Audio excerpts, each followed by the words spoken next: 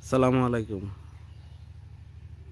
এখন সুবর্ণচরে আছি আর গরমে খুব হাঁসফাঁস অবস্থা। এই যে এই বিল এগুলোর মধ্যে গরু থাকে, রীতিমতো গরু এখানে মানে ঘাস খাওয়ানো হয়। আর এখন সবচেয়ে বুদ্ধিমানের কাজ হচ্ছে যে কি গরুরে গোসল করায় দেওয়া। এই যে গরমে মানুষের যে অবস্থা আর গরু তো বিলের মধ্যে রোদের মধ্যে থাকে, এটা হচ্ছে বুদ্ধিমানের কাজ। গরু সুন্দর এই পানিতে নামলে আর উঠতে চায় না, তো এরা এই সুযোগটি কাজে লাগাচ্ছে, গরু সুন্দর করে গা গোসল ধোয়া দিচ্ছে। এটা একটি ভালো কাজ। গরু নিজেও মানে মনে হচ্ছে যে মন থেকে দোয়া করতেছে।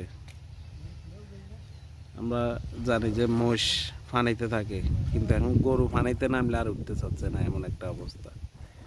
এই এখন একটা গোসল করানো হচ্ছে, আর একটা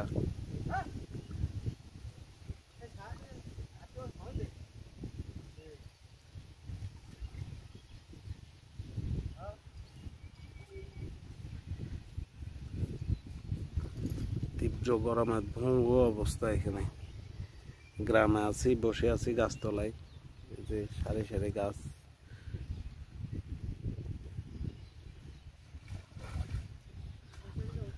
গরু গাছে খুব ভালো লাগতেছে,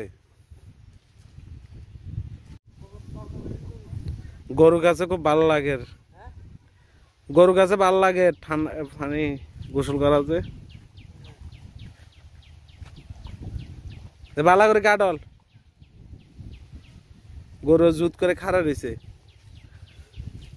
গরমে গরু পর্যন্ত অতিষ্ঠ গেছে রোদের মধ্যে।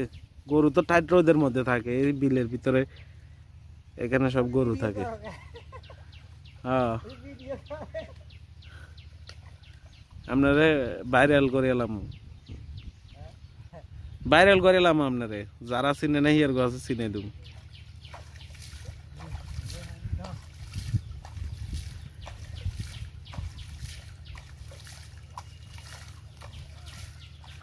গরু কি সুন্দর করে জুত করে দাঁড়ায় আছে, গরু থেকে ভালো লাগতেছে।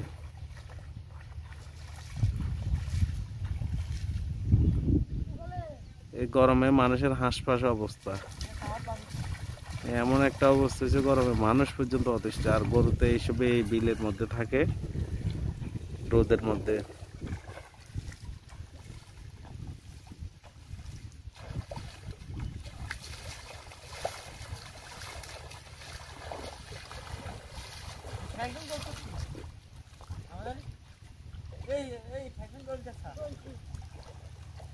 এটা কোরবানি বেচা যাইতো না, কোরবানি হইতো না এটা দিয়ে যাচ্ছে না। এটা গরু দাঁতে নাই,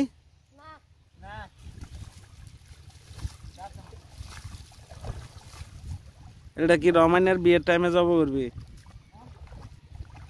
এটা কি রহমানের বিয়ের টাইমে জব করাইব?